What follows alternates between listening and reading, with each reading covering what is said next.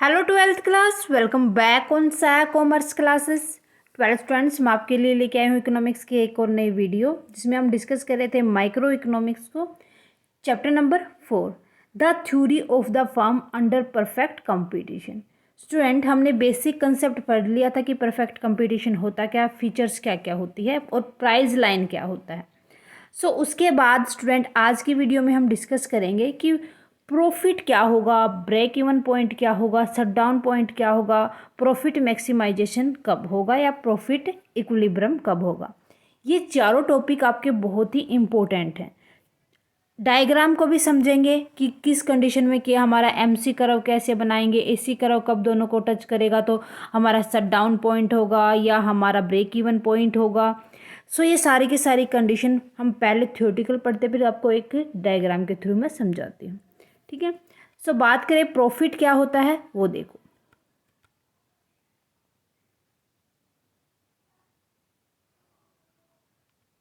Okay, profit की अगर बात की जाए तो प्रॉफिट होता है हमारा जितने भी रिवेन्यू है, अगर उनमें से हम जितने एक्सपेंसेस है उसको माइनस कर दे तो वो प्रॉफिट होता है।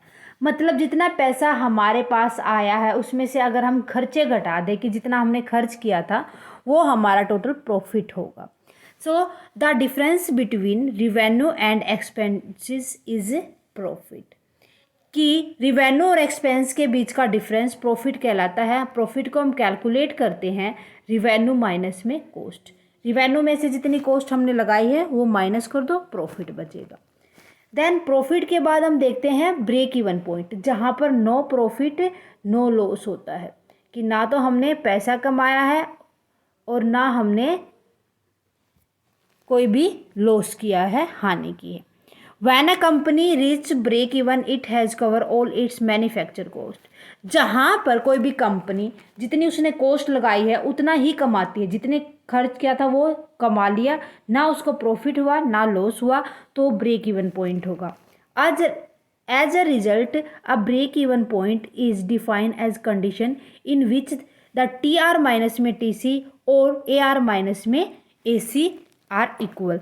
जहाँ पर टोटल रिवेन्यू को टोटल कॉस्ट माइनस कर देंगे, या हम कह सकते हैं कि एवरेज रिवेन्यू माइनस में एवरेज कॉस्ट, दोनों अगर इक्वल होंगे तो हम कह सकते हैं कि वो ब्रेक इवन पॉइंट होगा।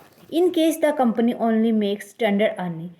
इस केस में जो कंपनी होती है खाली स्टैंडर्ड अर्निंग्स लेती है, मतलब अपनी कॉस्ट को ही पूरा करती है, उससे आगे कुछ इनकम नहीं लेती। ओके। नेक्स्ट पॉइंट आता है shut down. Shut down point, अपने बिजनेस को बंद कर देना। जब कोई भी कंपनी अगर वेरिएबल कॉस्ट ही पूरा कर पाती है, जितनी उसकी फिक्स्ड कॉस्ट है वो पूरा नहीं कर पाती, इतना प्रोडक्शन नहीं कर पाती कि उसकी जो फिक्स्ड कॉस्ट है वो पूरा कर सके, इसका मतलब उस कंडीशन में हमें अपने बिजनेस को या कंपनी को बंद कर देना चाहिए। ठीक है। It occur when a company variable cost are barely covered, resulting in loss of fixed cost of production। कि जो प्रोडक्शन पे हमने फिक्स्ड कॉस्ट, मान लो कि जो इलेक्ट्रिसिटी चार्ज था, या हमने कैपिटल पे इंटरेस्ट दिया है, या हमने कोई भी रेंट पे किया है, अगर वो भी सारे के सारे कोई भी कंपनी इतने सारे कॉस्ट बियर नहीं कर पाती, दैट मीन वो कंपनी बंद हो जानी चाहिए, इतने लॉस में चली गई है। As a result, a shutdown point is defined as when TR is equal to TVC और AR is equal to ABC। जब टोटल रिवेन्यू किसके इक्वल होगी, टोटल वेरिएबल कॉस्ट के, या जो एवरेज रिवेन्यू हो एवरेज वेरिएबल कॉस्ट के equal हो, that mean shut down point होता है। उस टाइम पर बिजनेस को आगे ले चलना मुश्किल हो जाता है।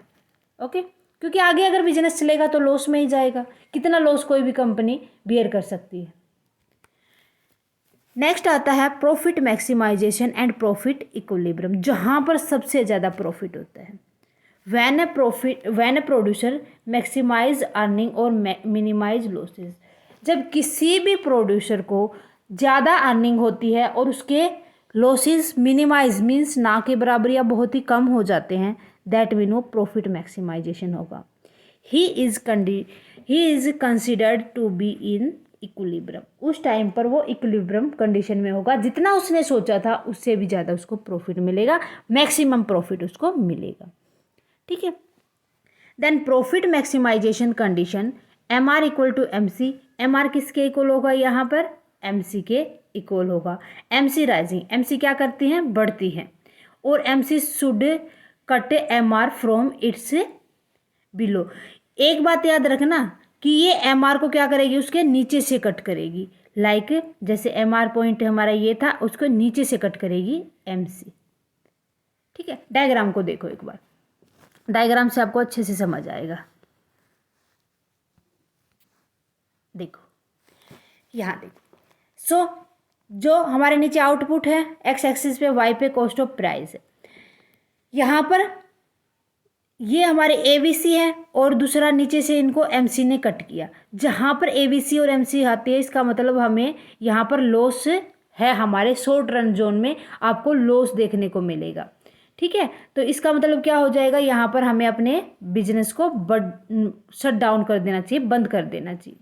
जैसे जैसे हमारी जो एवरेज कॉस्ट है, अगर एमसी कॉस्ट वहाँ पर मिलेंगी तो जीरो प्रॉफिट पॉइंट, मतलब हम इसको कह देंगे ब्रेक इवन पॉइंट। ठीक है, इसको हम क्या बोल देंगे, ब्रेक इवन पॉइंट। हम कह सकते हैं नो प्रॉफिट और नो लॉस, ना तो प्रॉफिट हुआ ना लॉस हुआ इस पॉइंट पे। ठीक है, अगर हम बात करें कि जो हमारी मार्जिनल कॉस्ट है, मार्जिनल कॉस्ट और उसको एम आर को नीचे से कट करते, दैट मीन वो प्रॉफिट का जोन होगा यहाँ पर। तो उस कंपनी ने यहाँ प्रॉफिट अर्न किया, मैक्सिमम प्रॉफिट जो होता है, या हम कह सकते हैं कि प्रॉफिट इक्विलिब्रियम होता है। ओके, सो ये थोड़ा सा हमें ध्यान रखना है। डायग्राम आपसे पूछा जाता है इस क्वेश्चन में, अगर प्रॉफिट मैक्सिमाइजेशन का पूछेगा तो विद डायग्राम पूछेगा। कोई भी अगर टॉपिक में से कोई भी टॉपिक आपसे पूछेगा तो वहाँ पर आपको डायग्राम बनाना बहुत ही जरूरी है, चाहे बताए चाहे पूछे या ना पूछे क्वेश्चन में। ठीक है, आपको तो बना के ही आना है। क्लियर है? सो स्टूडेंट, ये था हमारे टॉपिक, होप आपको अच्छे से समझ आ गए होंगे। आज के लिए बस इतना ही स्टूडेंट, मिलते हैं नेक्स्ट वीडियो में। नेक्स्ट वीडियो में हम नेक्स्ट टॉपिक को डिस्कस करेंगे। आज की वीडियो में कोई भी डाउट रहता है या कोई भी पॉइंट समझ नहीं आया है तो मुझे कमेंट सेक्शन में लिख दें, साथ के साथ कमेंट करके बताएं वीडियो कैसी लगी। अच्छी लगे तो प्लीज़ लाइक और अदर स्टूडेंट के साथ ज़्यादा से ज़्यादा शेयर करें। Thank you student, bye bye and take care.